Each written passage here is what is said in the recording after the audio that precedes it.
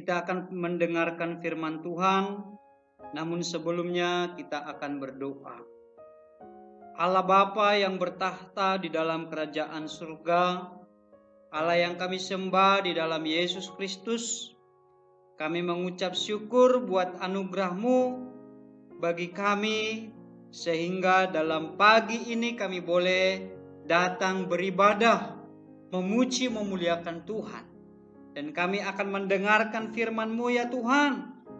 Mari terangi hati dan pikiran kami, biar kami boleh mengerti apa yang Tuhan kehendaki di dalam firman-Mu untuk kami lakukan di dalam kehidupan kami. Berkati setiap umat-Mu yang telah siap di dalam mendengarkan firman Tuhan. Dan hamba-Mu yang akan menyampaikan juga Tuhan kiranya urapi dengan urapan yang baru. Di dalam nama Tuhan Yesus Kristus kami berdoa dan siap diberkati oleh kebenaran firman Tuhan. Haleluya. Amin. Shalom jemaat Tuhan. Apa kabar? Saya percaya bahwa kita semua sehat dan diberkati oleh Tuhan dengan sukacita yang melimpah. Pada ibadah minggu pagi hari ini, saya akan menyampaikan firman Tuhan dengan tema hidup dalam anugerah Allah. Efesus pasal yang kedua, ayat yang keempat sampai ayat yang kelima. Efesus pasal yang kedua, ayat yang keempat sampai ayat yang kelima. Mari kita perhatikan, kita baca secara bersama-sama. Efesus pasal yang kedua, ayat yang keempat dan ayat yang kelima. Tetapi Allah yang kaya dengan rahmat, oleh karena kasih-Nya yang besar, yang dilimpahkannya kepada kita, telah menghidupkan kita bersama-sama dengan Kristus. Sekalipun kita telah mati oleh kesalahan-kesalahan kita, oleh kasih karunia, kamu diselamatkan. Amin. Sejak Adam jatuh dalam dosa, maka manusia tidak ada seorang pun yang benar di hadapan Allah. Semua orang telah dibelenggu oleh dosa. Jika kita melihat bagian pertama dalam pasal 2, dikatakan, kamu dahulu sudah mati karena pelanggaran-pelanggaran dan dosa-dosamu. Kamu hidup di dalamnya karena kamu mengikuti jalan dunia ini. Karena kamu mentaati penguasa kerajaan angkasa, yaitu roh yang sekarang sedang bekerja di antara orang durhaka. Dosa itu membawa pada kematian yang diawali dengan mati secara roh. Mati secara roh berarti terpisah dari Allah yang adalah sumber kehidupan sejati. Jika rohnya mati, maka dia tidak bisa lagi melihat cahaya kebenaran itu. Orang yang mati rohaninya, maka hidupnya bagaikan zombie, punya tubuh tapi tak punya roh. Hidup menjadi tidak berarti, tidak dapat menjadi berkat bagi sesama. Pada akhirnya kelak akan mengalami kematian kekal. Inilah yang Paulus sebut sebagai upah dosa adalah maut dalam Roma 6 ayat yang ke-23. Tetapi kita patut bersyukur hidup yang dahulu sudah mati karena pelanggaran-pelanggaran dan dosa-dosa kita telah ditebus Yesus dengan mengorbankan hidupnya mati di atas kayu salib. Karena dosa dan pemberontakan kita, sebagaimana dituliskan dalam Yesaya 53 ayat 3-5, ia dihina dan dihindari orang, seorang yang penuh kesengsaraan dan yang biasa menderita kesakitan. Ia sangat dihina sehingga orang menutup mukanya terhadap dia, dan bagi kita pun dia tidak masuk hitungan. Tetapi sesungguhnya penyakit kitalah yang ditanggungnya, dan kesengsaraan kita yang dipikulnya, padahal kita mengira dia kena tulah, dipukul dan ditindas Allah. Tetapi dia tertikam oleh karena pemberontakan kita. Dia diremukkan oleh karena kejahatan kita. Ganjaran yang mendatangkan keselamatan bagi kita ditimpakan kepadanya, dan oleh bilur-bilurnya kita menjadi sembuh. Allah yang kaya dengan rahmat, oleh karena kasih-Nya yang besar yang dilimpahkannya kepada kita, telah menghidupkan kita bersama-sama dengan Kristus. Sekalipun kita telah mati oleh kesalahan-kesalahan kita, oleh karena kasih karunia kamu diselamatkan. Efesus 6, Efesus 2 ayat 4 sampai ayat yang kelima. Tidak ada satupun yang Allah lihat dalam hidup kita yang membuat Allah harus mengorbankan dirinya mati di atas kayu salib. Ini semata-mata karena cinta kasih Allah untuk menebus dan menyelamatkan umat manusia, termasuk saya dan saudara. Inilah yang disebut keselamatan yang kita peroleh adalah merupakan anugerah Allah. Anugerah berarti kemurahan hati Allah yang tidak pantas diterima oleh orang yang layak dihukum. Tetapi karena kasih-Nya kita dilayakkan Tuhan. Bagaimana kita dapat hidup dalam anugerah Allah tersebut? Yang pertama, totalitas hidup buat Tuhan. Matius pasal 10 ayat 8b. Kamu telah memperolehnya dengan cuma-cuma, karena itu berikanlah pula dengan cuma-cuma. Roma 3 ayat 24. Dan oleh karena kasih karunia telah dibenarkan dengan cuma-cuma karena penebusan dalam Kristus Yesus. Dalam kekristenan, keselamatan merupakan alasan Yesus datang ke dunia ini. Kisah Para Rasul 4 ayat 12 dikatakan, dan keselamatan tidak ada di dalam siapapun juga selain di dalam Dia. Sebab di bawah kolong langit ini tidak ada nama lain yang diberikan kepada manusia yang olehnya kita dapat diselamatkan. Tak seorang pun mampu membeli keselamatan tersebut karena harganya sangat mahal, bahkan melampaui segala kemampuan manusia. Dengan darah yang mahal, yaitu darah Kristus, yang sama seperti darah anak domba yang tak bernoda dan tak bercacat. 1 Petrus 1 ayat 19. Namun keselamatan itu diberikan kepada manusia dengan cuma-cuma. Jika kita lihat fenomena saat ini di bangsa kita, di tengah pandemi COVID-19 ini beraneka ragam. Ada banyak orang yang menggunakan kesempatan ini untuk mencari untung yang tinggi dengan menaikkan harga barang yang paling dibutuhkan masyarakat saat ini.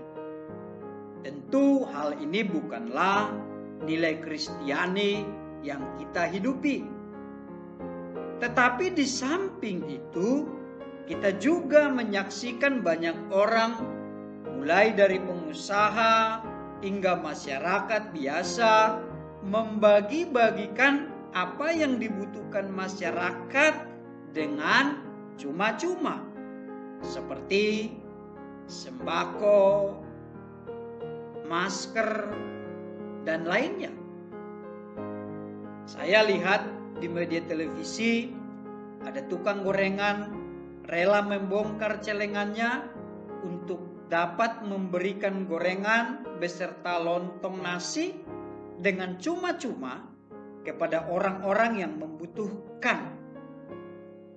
Saya tidak tahu pasti mereka itu orang Kristen atau tidak.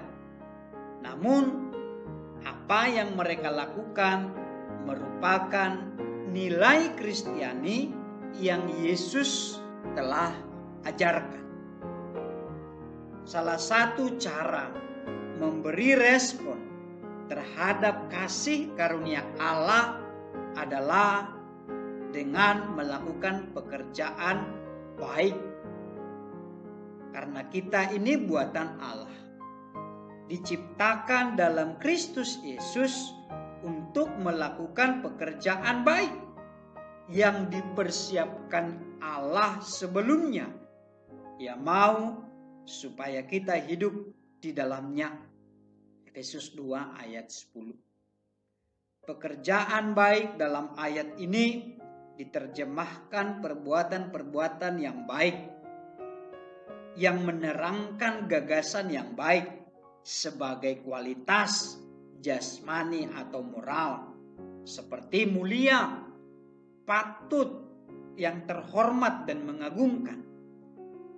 Apa yang orang-orang yang sangat sederhana itu lakukan dengan membagi-bagikan secara cuma-cuma apa yang ada pada mereka adalah perbuatan terhormat yang menunjukkan kualitas diri mereka.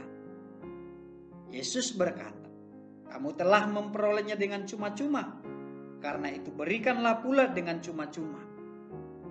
Rasa syukur kita atas keselamatan yang cuma-cuma itu, mari kita responi dengan totalitas hidup kita, mengasihi Tuhan dan melayani sesama, sebagaimana Yesus katakan dalam Matius 22 ayat 37 sampai 40. Kasihilah Tuhan Allahmu dengan segenap hatimu, dengan segenap jiwamu, dan dengan segenap kekuatan. Dan kasihilah sesamamu manusia seperti dirimu sendiri. Totalitas berarti keseluruhan atau suatu kesatuan yang tidak dapat dipisahkan. Tuhan menghendaki totalitas kita dalam mengiring Dia bukan hanya 30%, 40%, atau bahkan 90%. Melainkan Tuhan menghendaki 100% kehidupan yang dipimpin oleh Roh. Kita harus memiliki ketaatan kepada Roh Allah, karena hanya Roh Allah yang dapat menjadikan kita lebih dari pemenang. Roma 8 ayat 37. Totalitas adalah mendedikasikan diri kepada Kristus, bukan hanya pada hari ini saja atau besok, tetapi setiap detik dalam hidup kita merupakan milik Yesus Kristus. Ketika kita mengaku sebagai anak Allah, maka seharusnya hidup dalam totalitas yang maksimal sebagai bentuk kasih kita kepadanya. Marilah kita hidup sepenuhnya dalam kasih dan rasa syukur kepada Allah atas anugerah yang telah diberikannya kepada kita. Jadi pelayanan kita untuk Allah dilakukan karena rasa terima kasih kita untuk kasih karunia-Nya, bukan sebagai upaya untuk menggantikan kasih karunia dengan pekerjaan atau perbuatan-perbuatan yang baik. Perhatikan apa yang Paulus katakan mengenai dirinya sendiri. Tetapi karena kasih karunia Allah, aku adalah sebagaimana aku ada sekarang. dan kasih karunia yang dianugerahkannya kepadaku tidak sia-sia. Sebaliknya, aku telah bekerja lebih keras daripada mereka semua. Tetapi bukannya aku, melainkan kasih karunia Allah yang menyertai aku. 1 Korintus 15 ayat 10. Kita diselamatkan hanya karena kasih karunia yang tidak sepatutnya kita terima. Namun kita tidak berdiam diri, melainkan melayani Tuhan dan bekerja dengan giat bagi Allah. Paulus katakan, kalian sudah diselamatkan oleh Allah, jadi berusahalah terus supaya kesejahteraanmu menjadi sempurna. Lakukanlah itu dengan hormat dan patuh kepada Allah. Filipi 2 ayat yang ke-12 dalam bahasa Indonesia sehari-hari. Bagaimana kita hidup dalam anugerah Allah tersebut? Jikalau yang pertama tadi adalah totalitas hidup buat Tuhan, lalu yang kedua, bagaimana kita hidup dalam anugerah Allah adalah bertumbuh dalam kasih karunia dan dalam pengenalan akan Tuhan. 2 Petrus 3 ayat 18, kita baca bersama-sama. Tetapi bertumbuhlah dalam kasih karunia dan dalam pengenalan akan Tuhan dan Juru Selamat kita, Yesus Kristus. Baginya kemuliaan sekarang dan sampai selama-lamanya. Alkitab berulang kali mengajarkan bahwa pengenalan akan Allah merupakan pencegahan yang ampuh terhadap dosa. Yesaya membagikan hal ini ketika ia meratapi bangsa Israel dan pemberontakannya. Ia mengatakan, lembu mengenal pemiliknya, tetapi Israel tidak. Keledai mengenal palungan yang disediakan tuannya, tetapi umatku tidak memahaminya.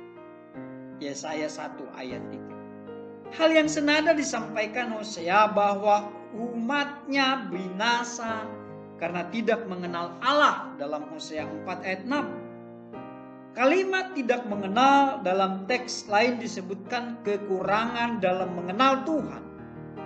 Mereka binasa bukan karena dosa-dosa fisik seperti yang sering disebut-sebut atau dikenal secara umum, tetapi karena tidak atau kurang mengenal Tuhan. Jadi seringkali manusia binasa bukan karena dosa yang dia lakukan, tapi karena dia tidak mengenal Allah dengan benar, sehingga dia melakukan dosa. Pengenalan akan Tuhan merupakan pilar penting bangunan kehidupan iman orang percaya, karena akar penyebab dari kemerosotan rohani adalah kurangnya pengenalan akan Allah. Pengenalan akan Allah adalah pusat dari keselamatan kita dan dari semua pengalaman kerohanian kita yang benar. Karena kita diciptakan untuk dapat mengenal Allah. Lalu untuk dapat bertumbuh dalam kasih karunia dan pengenalan akan Tuhan, maka yang pertama kita harus membangun hubungan pribadi dengan Tuhan. Pengenalan akan Allah adalah pengenalan secara pribadi, karena yang akan kita kenal ialah Allah yang berpribadi. Hal ini hanya bisa dialami ketika kita memiliki kerinduan untuk mengenal Allah dengan bergantung sepenuhnya kepadanya dan memohon agar Roh Kudus memimpin pada kebenaran yang sejati. Dalam Yeremia 29 ayat 13, Allah berjanji, apabila kamu mencari aku, kamu akan menemukan aku, apabila kamu menanyakan aku dengan segenap hati. Jika kita meminta, kita akan menerima Jika kita mencari, kita akan mendapati. Jika kita mengetuk, pintu pengenalan akan Allah akan dibukakan bagi kita. Oleh sebab itu jemaat Tuhan, jangan engkau mengabaikan persekutuan atau hubungan pribadimu dengan Tuhan. Karena bagian paling strategis dari pertumbuhan rohani adalah persekutuan yang semakin erat dengan Allah. Paulus berdoa untuk orang-orang percaya di Kolose, sehingga hidupmu layak di hadapannya serta berkenan kepadanya dalam segala hal, dan kamu memberi buah dalam segala pekerjaan yang baik dan bertumbuh dalam pengetahuan yang benar tentang Allah. Kolose 1 ayat yang ke-10. Lalu yang kedua, untuk dapat bertumbuh dalam kasih karunia dan pengenalan akan Tuhan, maka kita harus menjadikan firman menjadi kesukaan kita. Mazmur 1 ayat yang kedua. Proses pertumbuhan membutuhkan nutrisi firman Tuhan yang terus menerus. Dan marilah jadi sama seperti bayi yang baru lahir, yang selalu ingin akan air susu yang murni dan yang rohani, supaya olehnya kamu bertumbuh. 1 Petrus 2 ayat yang kedua. Karena firman Tuhanlah kita bisa belajar mengenai kasih karunia Allah. Firman adalah firman kasih karunia-Nya yang berkuasa membangun kita. Kehendak Tuhan dalam hidup kita adalah supaya kita hidup dalam firman-Nya. Hal ini membuat kita mampu untuk tumbuh di dalam kasih karunia-Nya, supaya kita dapat mengenal Dia lebih dalam lagi.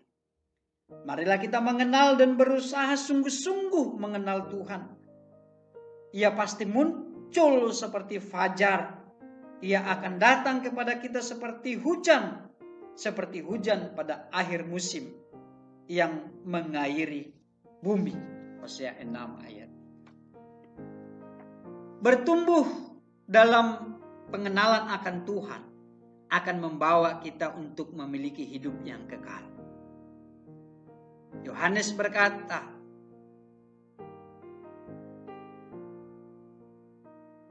bertumbuh dalam pengenalan akan Tuhan akan membawa kita untuk memiliki hidup yang kekal. Yohanes 17 ayat 3 menuliskan, inilah hidup yang kekal itu, yaitu bahwa mereka mengenal Engkau, satu-satunya Allah yang benar, dan mengenal Yesus Kristus yang telah Engkau utus. Kata hidup kekal bukan hanya berbicara mengenai panjangnya hidup, tetapi hidup kekal juga berbicara mengenai dalamnya hidup, mutu atau kualitas hidup. Dengan demikian jelaslah bahwa pengenalan akan Tuhan sangat menentukan kualitas hidup manusia, sangat menentukan kualitas hidup saya dan saudara. Pertumbuhan rohani bukan tentang keterampilan atau pertambahan pemahaman kognitif. Yeremia menuliskan, janganlah orang bijaksana bermegah karena kebijaksanaannya. Janganlah orang kuat bermegah karena kekuatannya. Janganlah orang kaya bermegah karena kekayaannya.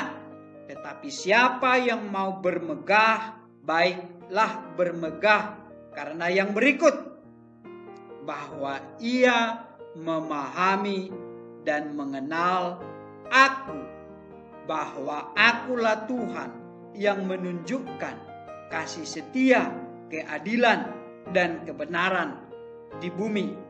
Sungguh semuanya itu kusukai.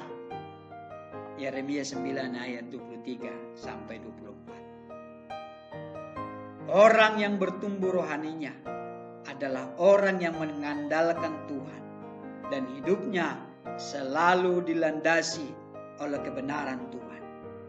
Tuhan menghendaki agar ia menjadi kesukaan hati kita dan tujuan hidup kita, yaitu bahwa kita memahami dan mengenal Dia. Hidup dalam anugerah Tuhan akan membawa kita untuk bertumbuh dalam pengenalan akan Dia. Kita percaya bahwa Tuhanlah yang menyelidiki setiap hati dan mengetahui segala sesuatu tentang hidup kita. Oleh sebab itu saudara, ketika firman Tuhan ini datang kepada saudara, itu berarti pintu anugerahnya masih terbuka buat kita sekalian. Mari buka hatimu dan alami lawatan Tuhan melalui persekutuanmu secara pribadi dengan Dia. Tuhan Yesus memberkati kita sekalian. Amin. Untuk firman Tuhan.